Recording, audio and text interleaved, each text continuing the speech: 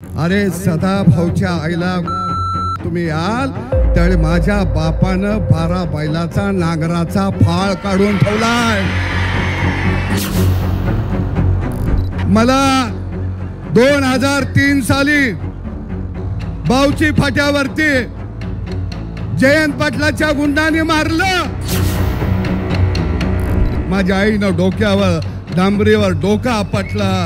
माझी आई रक्ताबंबाळ झाली. 3 तासानं दादा पोलिसांनी मला तिथं नेलं. मी आंदोलनात होतो त्यावेळी दादा माझी आई उठून मला मिठी नाही मारली. माझ्या आईनं बापाच्या फडक्यात बांधून आणलेली भाकर सोडली आणि सदा भाऊच्या मुखात तो भाकरीचा तुकडा घातला. खरं मी तुम्हाला सांगतो त्या मेळाव्यामध्ये दिलीप पाटील काय बोलले. त्या अमोल कोल्याला म्हणले कोला, त्याला म्हणले कोल्या मी कुठला आहे जेनं माझ्या गावात तुझ्या समोर सदा भाऊच्या आईला लागला म्हणला त्या गावातला मी आहे. अरे ही तुमची संस्कृती. अरे सदा भाऊच्या आईला तुम्ही याल त्यावेळी माझ्या बापानं 12 बैलाचा नांगराचा फाळ काढून ठेवलाय.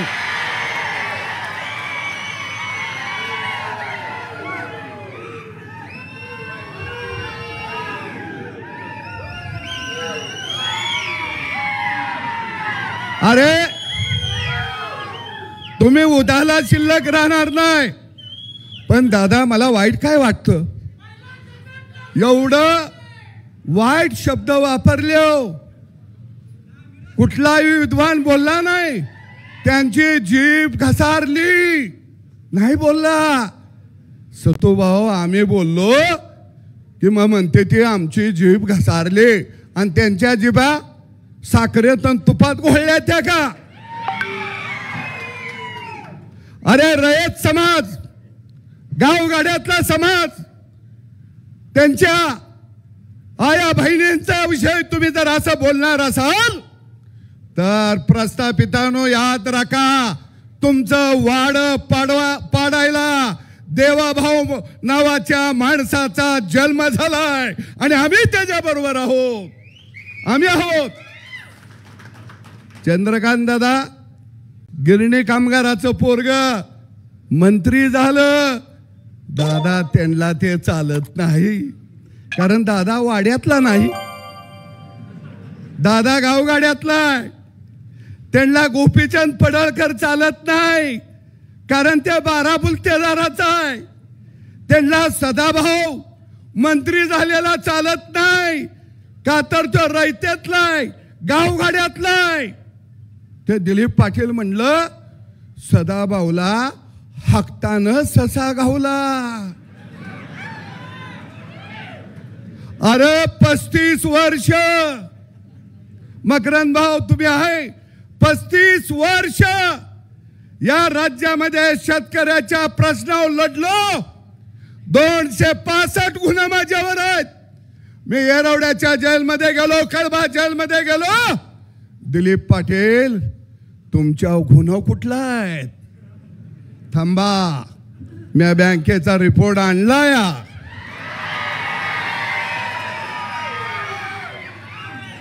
तुमच्या गुन्हा कुठला. अरे मी माड्यामध्ये जाऊन उभा राहिलो. 5 लाख मत या फाटक्या माणसाला सोलापूर जिल्ह्यात मिळाले. तुम्ही जरा जिल्हा परिषदला उभा राहिलाय का कवा. दरबारात उभा राहिल्यामुळं तुम्हाला बँक कारखाना डायरेक्टर असली पद मिळाली आणि मला म्हणे तुम्हाला हक्तानं ससा गावला. अरे त्याला मग रानात जायला लागतं. कमोडवर बसले ससा नाही गावत.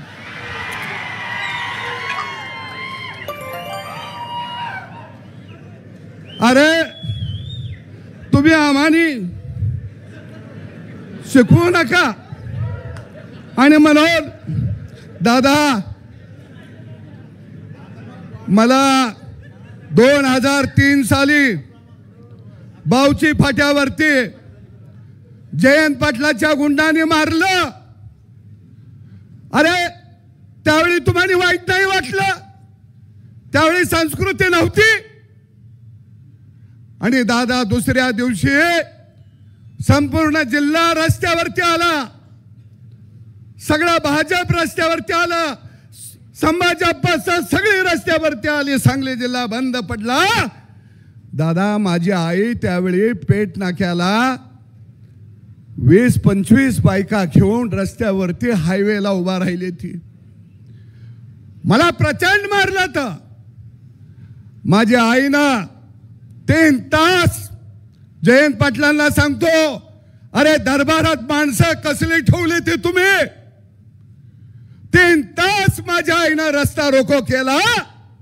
ज्यावेळी आईला पोलीस उठवायला गेले त्यावेळी आईनं सांगितलं, काळजाचा तुकडा इथं येत नाही तोपर्यंत मी उठत नाही. माझ्या आईनं डोक्यावर डांबरीवर डोका आपटला. माझी आई रक्ताबोंबाळ झाली. 3 तासानं दादा पोलिसांनी मला तिथं नेलं. मी आंदोलनात होतो त्यावेळी दादा माझी आई उठून मला मिठी नाही मारली. माझ्या आईनं बापाच्या फडक्यात बांधून आणलेली भाकर सोडली आणि सदाभाऊच्या मुखात तो भाकरीचा तुकडा घातला.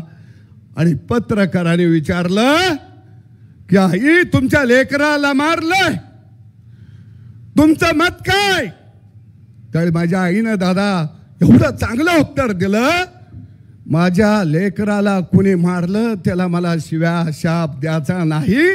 माझ्या लेकरानं या काळ्या आईच्या उदरात रक्ताचं 2 थेंब सांडलं. माझं मन आबाळा एवढं मोठं झालंय, हिमालय एवढं मोठं झालं. अरे अशा आईच्या पोटी आम्ही जन्माला आलो आणि तुम्ही बाहेर सभेत तुमच्या खासदारासमोर आई बहिणीनं शिव्या देता.